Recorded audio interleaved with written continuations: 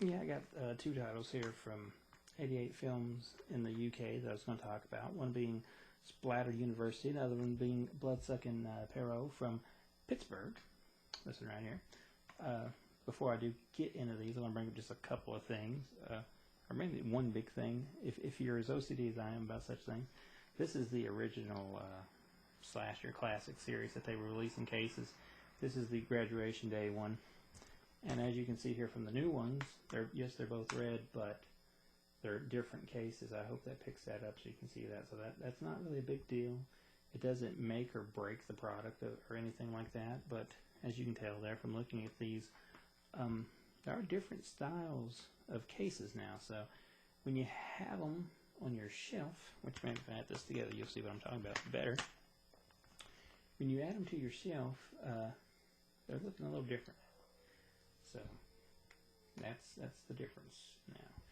Not that it matters, because quality is what matters at the end of the day, and 88 Films is usually pretty good on quality either way, so I just thought it was worth bringing up. But also another thing we want to talk about here when we talk about Splatter University is this is currently, they're doing a replacement disc for this, because I don't know. I didn't know, because I have no clue anything about Splatter University. This was the first time I'd ever seen Splatter University.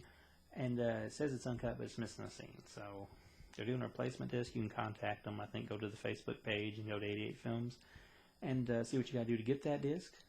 Apparently it's not uncut, like they said it was. But like I said, this is the first time I'd ever seen this one, so I had no clue about that to begin with. But Splatter University, you know, it's very Trauma-esque. It's a Trauma movie, obviously, or at least maybe it preceded what Trauma would become. It came out the same year, 1984, that Toxic Avenger came out. It's got that Trauma sense of humor that maybe hadn't been quite well established and stuff yet. It's a somewhat by the book slasher. Only it's got the characters besides the leading lady. Really, no characters really that likable, and they do things that maybe you wouldn't even consider to be very good natured, you know. So it's very Trauma-esque before Trauma became what it did and was known for what it's known for. But it starts off with this guy or girl. Oops, I guess you can tell it's a guy anyways. I ain't spoiling much, but so some dude, you know, kind of slices his way out of the crazy house, and you know, then we cut to the university, and the professor, he's dead or gone or whatever, and the leading chick in this movie takes over right there, and the next thing you know, you kind of spend some time getting to know these people. That's not really pleasant to know, and then people finally start off, you know, being off and dropping. Not the best film ever. If you like slashers, I'd say watch it, because, you know, it's cool, and slashers cool, and if you want all of these, then, you know, why not try it? 88 Films always releases stuff. At least they're not putting out every single thing that everybody else is releasing right now, so this is cool just to have on Blu-ray. Not that it's the best looking Blu-ray ever. I think some of it looks pretty good, and some of it looks pretty iffy.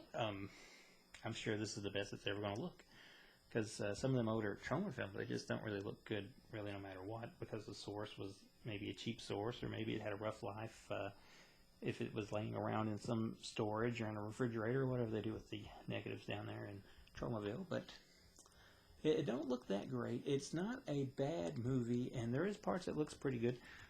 It's just not really my type of movie. I think when I like a slasher flick, I like a little something more than this. I think the time that we spend developing the characters are kind of a waste, and really what you want to see is just people hitting the floor anyway in creative ways, and it isn't really that kind of slasher. So I was a little let down by it. Not from the release, because, I mean, let's break this down for a second here. It's a brand new 2K scan restoration from the 16mm inner positive. So 16mm, maybe that's why it doesn't look that special. I don't know. Restored soundtrack. It is all region. Audio commentary by the director. There's an interview also with slasher expert Justin Kirschwell, which is a very good interview, by the way. So maybe some of the extras is probably better than the actual film. Stills, gallery trailers, TV spots, 88 film trailer, reversible sleeve, and this also includes a completely different film in the extras from the same director, Richard W. Haynes. What Really Frightens You, which is probably, like I said, better than Splatter University, actually. So that's worth buying. It makes it worth buying regardless of how you feel about that. It has a reversible cover.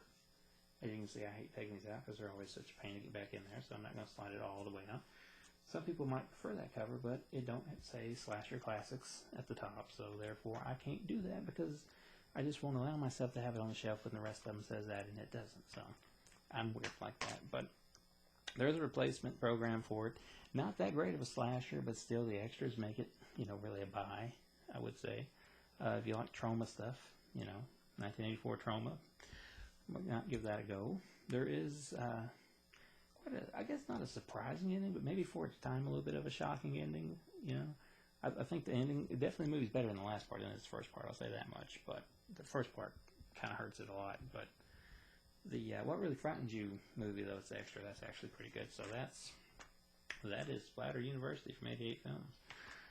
The next one we're going to talk about now is Bloodsucking Perros in Pittsburgh, or however you pronounce that, because I did a pronunciation thing online for how to pronounce that word before I did this, because like I said, I'm bad at pronunciation, so nonetheless, that's that.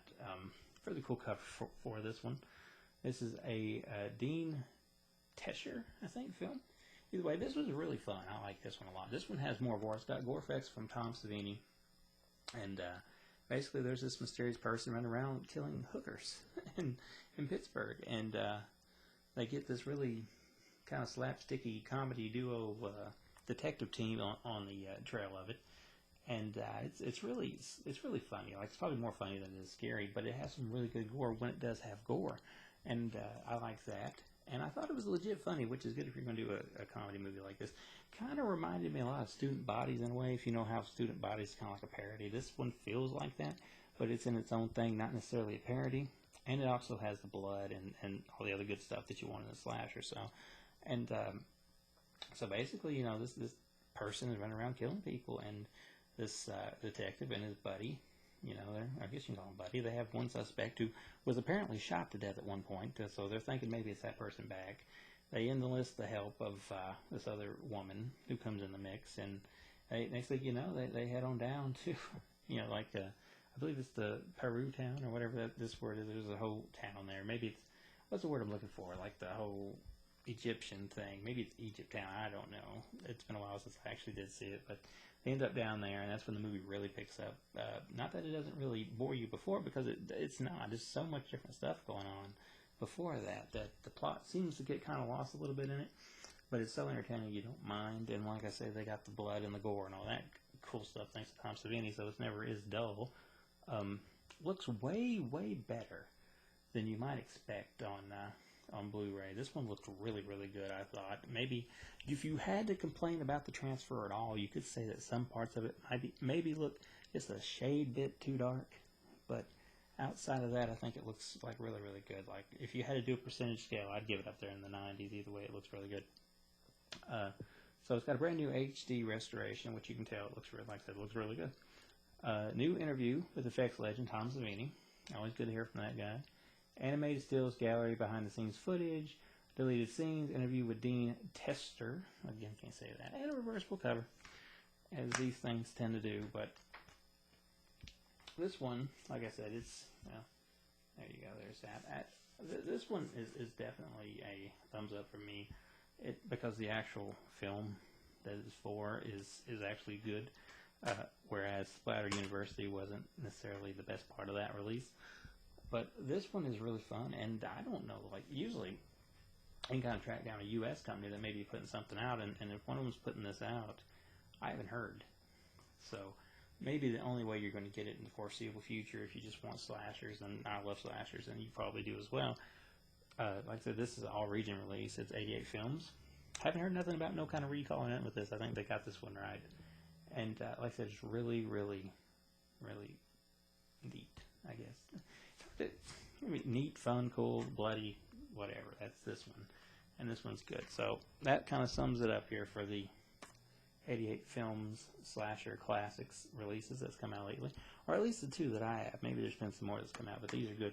This one, not as good as this one, but if you're like me, you want to have them all anyway. And when they're numbered, you put them on a shelf, you want to keep them all. Unless you do alphabetical, then that's a whole other ball game. But like I said, if you do have this one, at least check out about the recall and figure out if you want the replacement disc, which you probably should, since it would be uncut if you have the replacement disc, and it isn't if you don't. Still, like I said, the movie's not that good, but the effects the extras make up for it.